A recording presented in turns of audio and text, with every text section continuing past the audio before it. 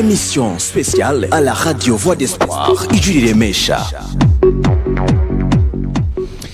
Bienvenue dans l'émission spéciale, chers auditeurs, auditrices de la radio Voix d'Espoir. Idjulile Mesha, c'est un grand plaisir de vous retrouver dans cette émission spéciale. Comme vous le savez, la médecine évolue, les techniques chirurgicales se modernisent. Et aujourd'hui, une nouvelle étape est en train d'être franchie avec l'introduction de la chirurgie laparoscopique à la clinique Vanoman. Au microphone, vous êtes avec Arnaud Gaungo et à la cabine du son et à l'image, on est avec Monsieur Chiza Innocent. Aujourd'hui, on va voir un sujet très important, voir comment cette technique de l'introduction de la chirurgie laparoscopique est importante dans la médecine burundaise. Pour traiter ce sujet, nous sommes avec les experts, nous sommes avec les médecins, nous sommes avec ceux qui ont des réponses exactes. Moi, je suis journaliste et eux, ils sont des médecins. Sans trop tarder, j'accueille messieurs le directeur de la CVN, clinique Vanoman. Bienvenue, messieurs. Merci beaucoup. Merci. Bienvenue dans l'émission spéciale pour nous dire beaucoup plus sur la chirurgie laparoscopique. C'est un plaisir d'être avec vous, surtout à interagir avec la communauté burundaise en ce qui est du développement de cette nouvelle technologie chirurgicale. À ma gauche, je suis avec une dame. Bienvenue, madame. Merci beaucoup pour votre l'invitation. Nom? Marie-Cécile Blanchet. Blanchet. Je suis chirurgien en France, à Lyon. Bienvenue. Merci beaucoup. Et à ma droite, je suis avec une autre dame. Bienvenue, madame. Merci. Moi, c'est Léa. Je suis interne en chirurgie viscérale à Lyon aussi. Et c'est un plaisir d'être avec vous aujourd'hui. Oui, bienvenue. À ma droite aussi, je suis avec un monsieur. Il est docteur, mais aussi il est technicien. Bon après-midi. Moi, la Moutse, Kevin Bélanger. Je suis ingénieur biomédical et je suis là pour du coup essayer de former les techniciens et de mettre en place les colonnes de cilioscopie. Donc tu es technicien, même médecin. Ingénieur biomédical, pas médecin. Alors, sans trop tarder, on entre dans le vif du sujet qui est la chirurgie laparoscopique ici au Burundi. On commence avec le directeur de la CVN, monsieur Dr Fulgence Iyamoulemie. Monsieur, de 22 au 26 juin 2026, on a vu une introduction, un séminaire ou bien une campagne. Donc, vous mobilisez les gens à connaître la chirurgie laparoscopique. À la clinique Vanoman, comment cette technique est très importante? Merci beaucoup. C'est vrai que cette campagne représente une étape importante, majeure pour la clinique, mais aussi pour l'ensemble du système de santé au Burundi. Parce que les marques l'introduction et le renforcement des techniques chirurgicales modernes qui est aujourd'hui une référence dans beaucoup de pays en matière de la santé. C'est pourquoi c'est réellement très important. C'est une étape importante parce que vous retiendrez qu'au-delà de la clinique Vanoman, cette initiative a permis de réunir plusieurs hôpitaux du Burundi qui ont participé à cette campagne autour d'un objectif commun, lequel objectif est de développer les compétences nationales en chirurgie mini-invasive. Donc, elle démontre que en travaillant ensemble avec l'appui des partenaires, tant nationaux qu'internationaux, nous pouvons quand même améliorer durablement la qualité des soins offerts à la population burundaise. Ah oui, pour comprendre cette chirurgie, allons chez Madame Cécile Blanchet. Qu'est-ce qu'en général la chirurgie laparoscopique? La différence est quelle est la différence entre la chirurgie classique et cette chirurgie? Alors, la chirurgie laparoscopique, on appelle ça aussi la chirurgie cœlioscopique. C'est une technique mini-invasive qui va permettre de réaliser des interventions au niveau du ventre par des toutes petites incisions de 5 ou 10 mm. On va pouvoir mettre des instruments tout petit et visualiser l'intervention sur un écran. Et ça permet d'éviter des grandes ouvertures au niveau de l'abdomen. Je crois que c'est mini-invasif. Tout à Qu'est-ce fait. qu'on peut entendre par mini-invasive? C'est tout simplement que, au lieu de faire des grandes ouvertures au niveau du ventre, vous avez des toutes petites cicatrices. Donc c'est beaucoup moins invasif pour les patients et beaucoup plus bénéfique. Mais je crois que le technicien peut nous en dire plus. Comment on peut faire pour ne pas donc plus de douleur pour un patient quand on fait la chirurgie? Alors, on arrive à être mini-invasif avec un système de caméra qui va aller dans le ventre du patient avec un endoscope pour aller voir vraiment dans le patient. Avec aussi un insufflateur, on va venir gonfler la paroi abdominale du patient pour que le chirurgien puisse y voir quelque chose et opérer, passer ses instruments. Il y a des trous qui sont faits dans l'abdomen. Donc pour ça, nous, on a besoin d'une colonne qu'on appelle la colonne de célioscopie, qui est avec un écran, un processeur pour cette tête de caméra, qui est vraiment spécifique, sur laquelle on va venir mettre l'endoscope, et ensuite un insufflateur pour venir gonfler la paroi abdominale. Quels sont les avantages, madame? Les avantages de cette Les unité? avantages sont multiples pour les patients. Déjà, ils ont beaucoup moins de douleur en post-opératoire. Ils peuvent rentrer plus vite chez eux, donc la durée de séjour à l'hôpital est beaucoup plus courte.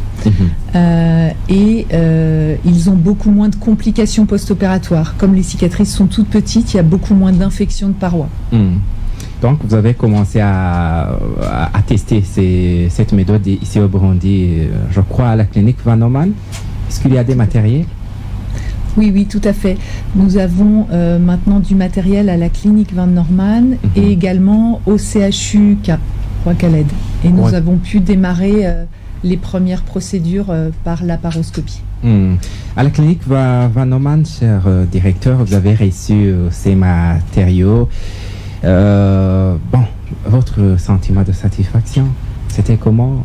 Vous êtes encore au classique ou bien vous avez déménagé vers la nouvelle technologie? Ok, merci beaucoup. Nous devons combiner les deux parce qu'il y a comme ils vont peut-être expliquer, il y a des indications. Mais d'abord, je voudrais encore adresser mes vifs remerciements à l'endroit de Message Support, qui est l'organisation qui est représentée ici, avec mes collègues ici, par Sodan, comme elle vient de le dire, docteur Blanchette, c'est qu'ils nous ont octroyé une colonne avec des équipements, des accessoires pour la clinique Van Norman, mais aussi pour l'hôpital Roi-Caled. Mais comme vous l'avez vu, cette campagne a été menée à la clinique Van Norman et les représentants de CHUK étaient aussi ici présents. Donc, nous avons un sentiment de gratitude, mais aussi nous avons choisi d'investir dans cette technologie parce qu'elle représente l'avenir meilleur de nombreuses interventions chirurgicales au Burundi. Parce que, comme vous le savez, les patients cherchent toujours les soins les plus sûrs, moins douloureux, mais aussi qui permettent une réparation plus rapide, comme elle a signalé Dr Marie-Cécile. Oui. Dans quelques instants, on parlait, tu nous parlais que ces gens venus de la France opérés à la clinique Van Norman. Mademoiselle ou bien Madame Léa, quelles sont vos premières impressions aux côtés des Burundais? Vous êtes résidente en chirurgie, oui. Exactement, résidente ou interne. J'ai été impressionnée par leur motivation, leur enthousiasme, leur capacité à apprendre rapidement, à s'intégrer et à s'adapter en fait à un nouveau système, que ce soit les chirurgiens, les infirmières, les techniciens et je pourrais presque dire mes co-résidents ou mes co-internes burundais que j'ai pu rencontrer et certains qui vont venir en France dans les années qui viennent et donc avec qui en fait le partenariat va continuer et l'échange va se poursuivre quoi. Donc je pense que avoir cette technologie ici et que eux en plus ils puissent la pratiquer en France ou ailleurs dans le monde et revenir ici et en refaire encore la célioscopie, c'est vraiment quelque chose de positif. Quelque chose de positif. Monsieur Bélanger, Kevin, vous êtes technicien. Comment vous avez donc vu les premiers pas? Donc ici, comme vous avez dit que ça repose sur des techniques, des équipements sophistiqués. Quelles sont vos premières impressions? Alors effectivement, il y a eu toute une partie de formation à la livraison de la colonne pour aller former donc les collègues biomédicaux et aussi toute l'équipe paramédicale du bloc, puisque ça change quand même les pratiques à la fois pour les infirmières en stérilisation au bloc opératoire. Donc on s'est vraiment assuré d'avoir une bonne formation technique. Donc il y a eu beaucoup d'apports de connaissances, puisque c'est des choses qu'ils n'avaient pas maîtrisées auparavant. Mais comme l'a dit Léa, en fait l'adaptation elle a été rapide et très facile avec des gens qui étaient motivés, à la fois côté Van Norman et CHUK. Donc on a vraiment bien formé et avec des équipes qui, quand on va partir, on en est sûr, arriveront à maintenir ces éléments-là et à continuer et à avancer. Donc ça c'est vraiment très satisfaisant. Est-ce qu'il y a des défis que vous avez encore rencontrés? Oui. Le principal défi, ça va être au niveau de la maintenance de ces équipements. Aujourd'hui, les équipements fonctionnent. On sait que les chaînes d'approvisionnement, notamment sur les pièces détachées de ces équipements, sont assez spécifiques. Et avec des partenaires, notamment des distributeurs médicaux qui ne sont pas forcément présents sur le territoire burundais. Donc du coup, on sait que ça va être un des enjeux. Pas forcément sur le diagnostic technique, puisque les collègues biomédicaux là ont été bien formés, donc ils sauront identifier la pièce cassée. Mais si ça casse, il faudra qu'ils puissent en approvisionner une. Et ça, effectivement, c'est un gros enjeu dans les années à venir. Revenons à monsieur le directeur. Il y a la formation, il y a les premiers pas vers cette nouvelle chirurgie. En tant que directeur, quelle est votre vision après le passage de ces médecins en provenance de France? Merci beaucoup. D'abord, je reviens sur la question que vous aviez posée avant. Oui. Nous avons déjà migré vers la nouvelle technologie. Évidemment, comme je l'ai dit, on a migré, mais aussi, c'est pas que tous les cas chirurgicaux seront de la chirurgie laparoscopique, parce que les médecins doivent évaluer les différentes indications qui sont appropriées pour la chirurgie laparoscopique. Il y aura toujours des cas avec la chirurgie classique. Il y a aussi les cas qui seront opérés avec cette nouvelle technologie. Donc, bref, la chirurgie laparoscopique ou célioscopique c'est déjà une réalité à la clinique Van Norman. On a déjà les premiers cas opérés, donc ça a été un pas. Nous allons continuer pour les cas qui seront éligibles par rapport aux indications. Alors, la campagne qu'on a assistée au cours de la semaine constitue bien sûr un début du processus à long terme. Donc, notre institution et notre ambition, c'est plutôt de poursuivre la formation des chirurgiens, des anesthésistes, des techniciens, afin de développer progressivement les expertises locales dans ce domaine. Dans ce cadre, alors, vous savez, souvent, quand on passe ici, on vous dit que nous sommes, la clinique a une ambition de devenir un hôpital de référence, mais aussi d'enseignement universitaire. C'est dans ce processus que nous sommes en train de moderniser progressivement nos services afin que nous puissions répondre à cette ambition.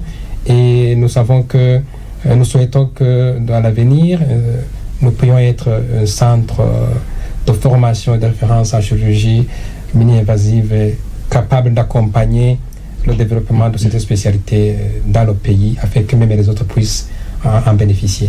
Mais vous avez commencé en 2012, la clinique Van Norman avait le jour en 2012, et maintenant vous préférez la chirurgie laparoscopique.